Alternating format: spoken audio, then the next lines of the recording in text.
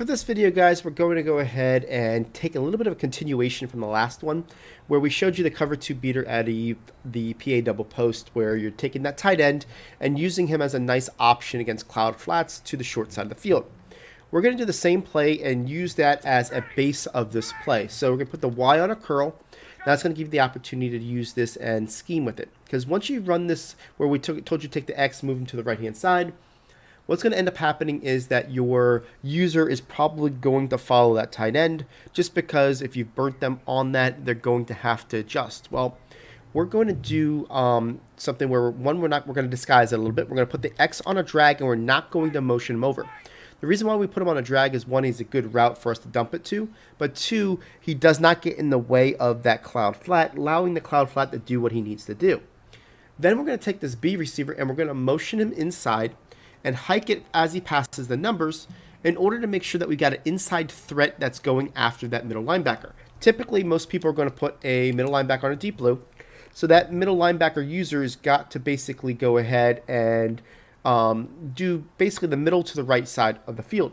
When we put this player in his zone, that's going to give you an opportunity to not have to worry about him running after the A receiver, because he has to stay in his responsibility. So let's watch this, how it goes. It's going to look like a C route almost.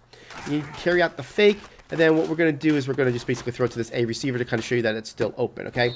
I left my user on that middle linebacker, so it didn't really make a whole lot of sense. But let me go ahead and show you an instant replay, just kind of show you what the play design was, right? So basically when we do this, the A, even though he got caught up, is going to be your first read right over there, right? Now, let's look at this play right here. He is going to do, if you hike it as he passes the 40, he's going to go inside, and then he's going to go, and it's going to give a little bit of demand, then he's going to make a nice cut right there. You could throw it anywhere on this cut, okay? I could throw it on this cut now, I could throw it on the cut later. By the time he gets to this free safety, you've got literally on his cut, you got about 15 yards. So you want to make sure that you throw it within the first 5 to 7 yards so you can throw it to him. And let me show you basically how that would work. Okay, so basically, let's do this. Same exact setup. And here we are. You're going to move this guy in. We're going to hike it right here. So we do this. Now, once he makes his cut, you can kind of throw it right there, okay? So that's one option if the guy's not gluing on him, right? You're going to be able to do it. It is kind of a... if you don't have a 91 route runner, it's a little bit slower of a cut, but that doesn't really affect the play much. You do have the ability to not have to do the play action if you don't want the play action.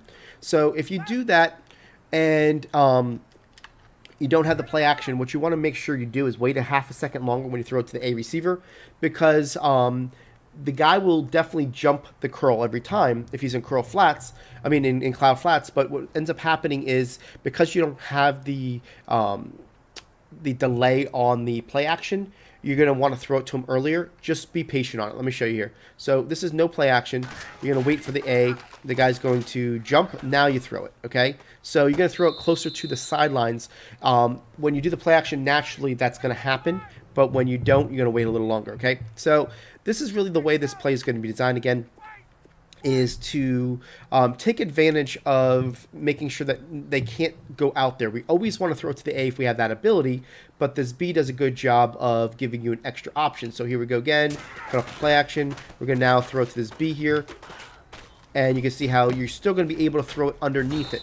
If and I'm not simulating either that the guy is following the A receiver here, right? So let's put this guy, and if this guy's following the A receiver, which we're pretending like he is, right? Let's put this guy in there, and I can't get this guy to be a deep blue. Let's see here. Not going to work for me, so I got to put the A on a deep blue, and let's see if we can put the X. Just basically, I'll put him on a hard flat, so that way he goes towards that side, right? So that'll make him go ahead and follow that player. So here it is. So if that guy goes ahead and bites on it, that's where you're going to see where this is going to get a lot open, right? So here it goes. He's biting on that player. Now you're throwing it to that B in the middle of the field. So that's why you're reading that user to say, you know what? He has to stay in the middle of the field. And by putting that guy on motion, by doing the route combination we did, it's really going to help you in that degree.